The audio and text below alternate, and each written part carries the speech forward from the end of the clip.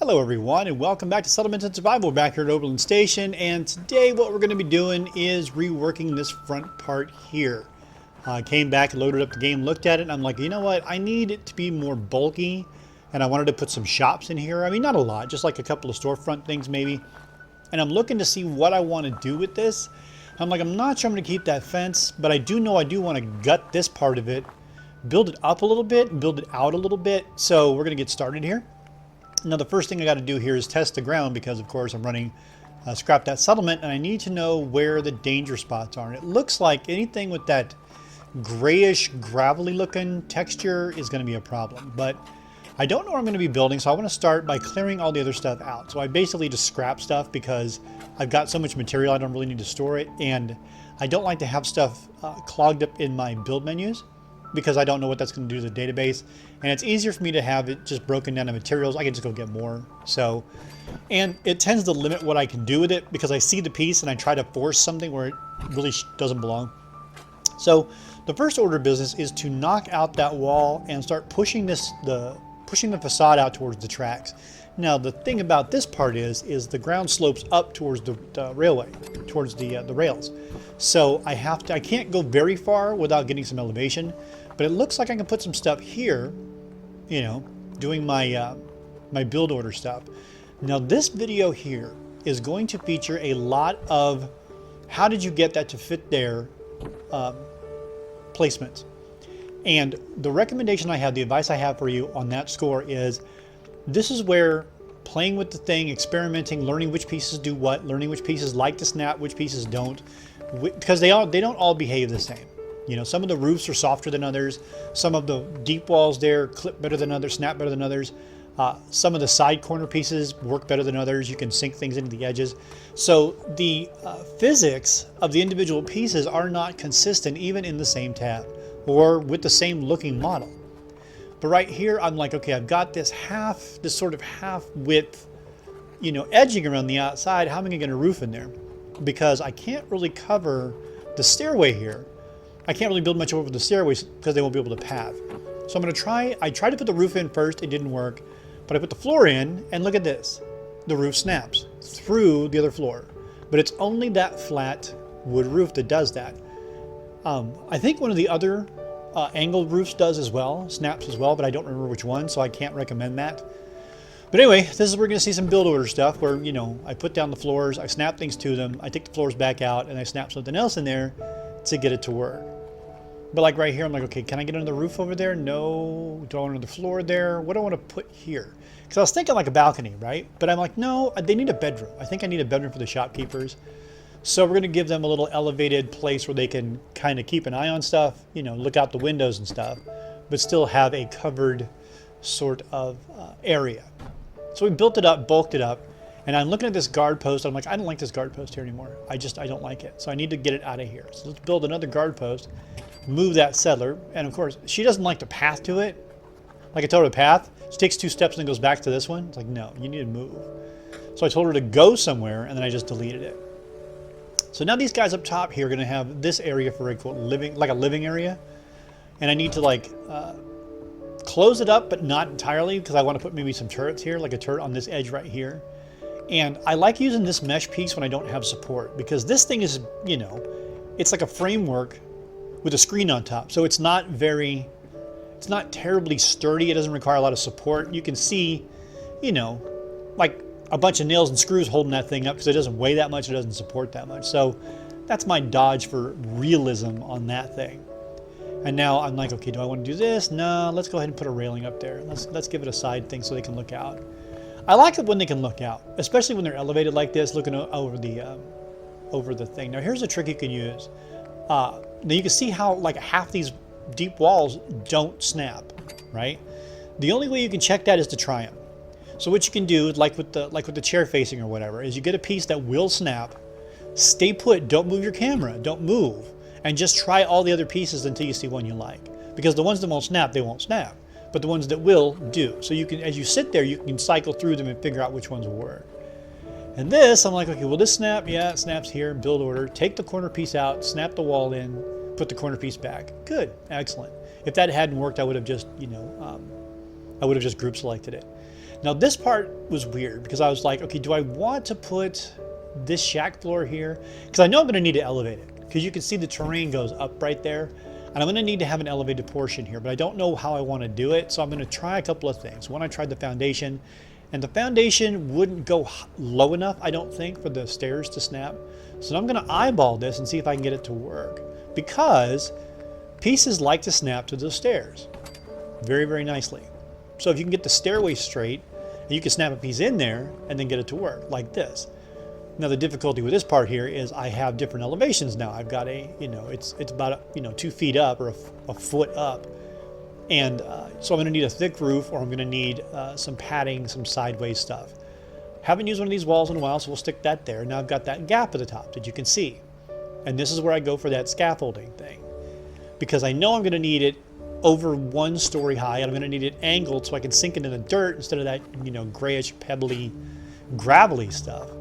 And to get the best angle, I have to be above it. So I'm going over here, and I'm going to try and fit it in here. Now when I do this, all I'm doing right now is just fiddling with it, looking at the model, seeing how it sinks, and seeing where it will turn green. I'm not looking for any kind of placement or fanciness. I just need to know where it will work, and then I can decide what I want to do with it if it doesn't work the way I wanted it to the first time. But this one, thankfully, does work. This particular piece, again, is very soft on the bottom. It's softer than you would think, given that it's all, wood and stuff. But you could sink it right in there, and it, there it is right there, dude. It's right there. There. Yep. And it's just a little bit wedged into the thing, into the wall piece, so it looks okay. And then, of course, I got to put a roof up here, and I'm like, what will snap with that wall there? Well, it turns out most of them do. So that worked out kind of nicely.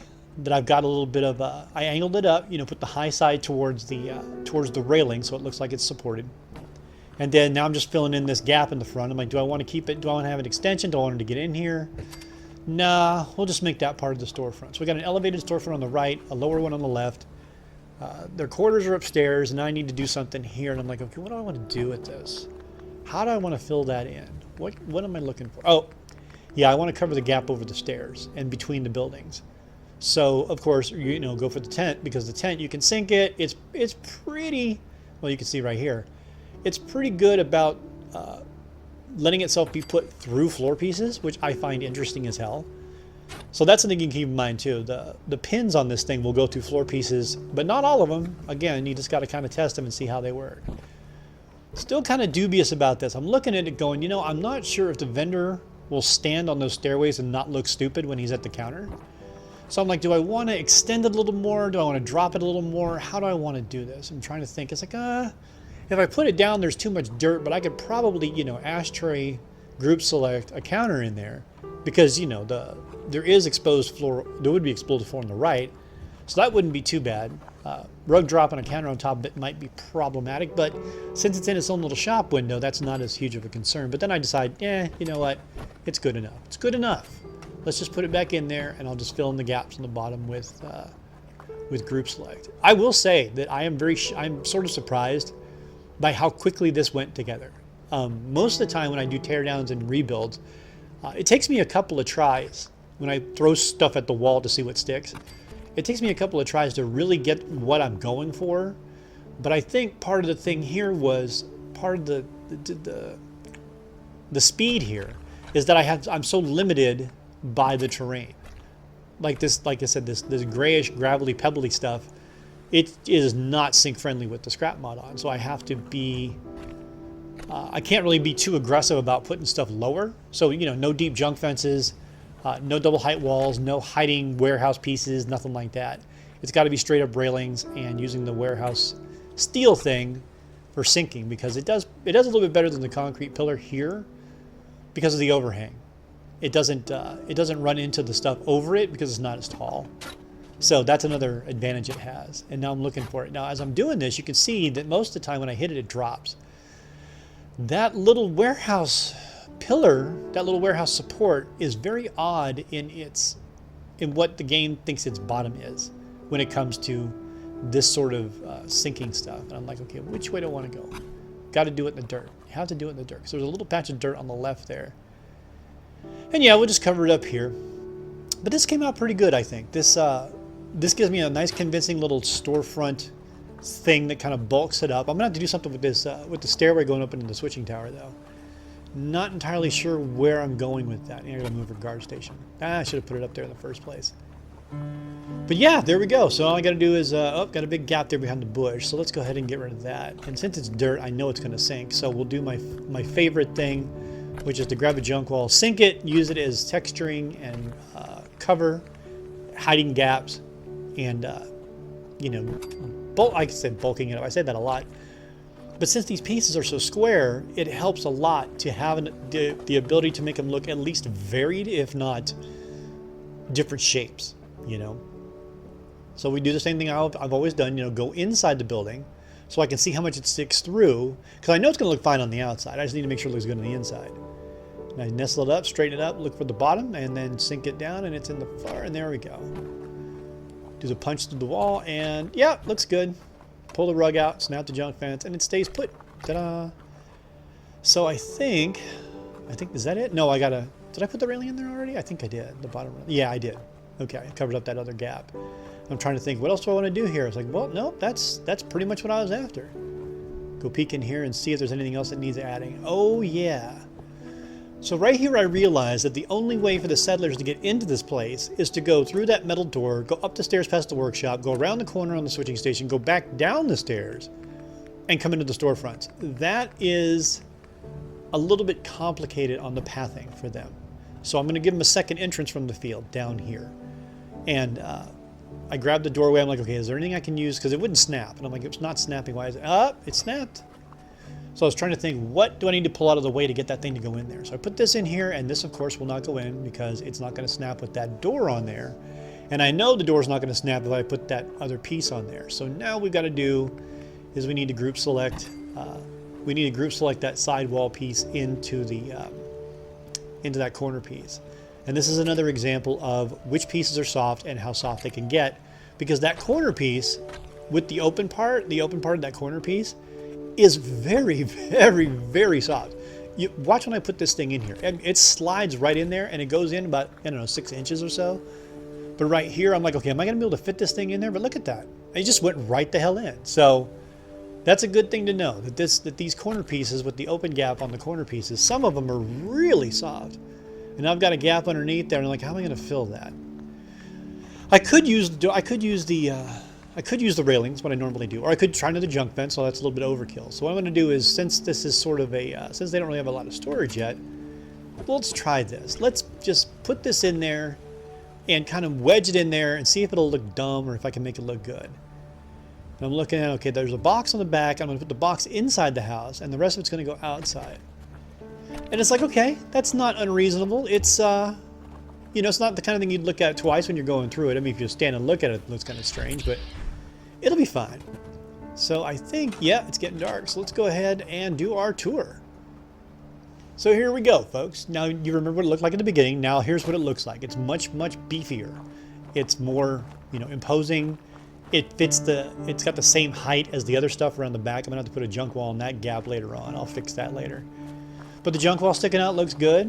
We've got a good variety of wood pieces here, textures and different looks and heights and angles. Everything looks supported, thankfully.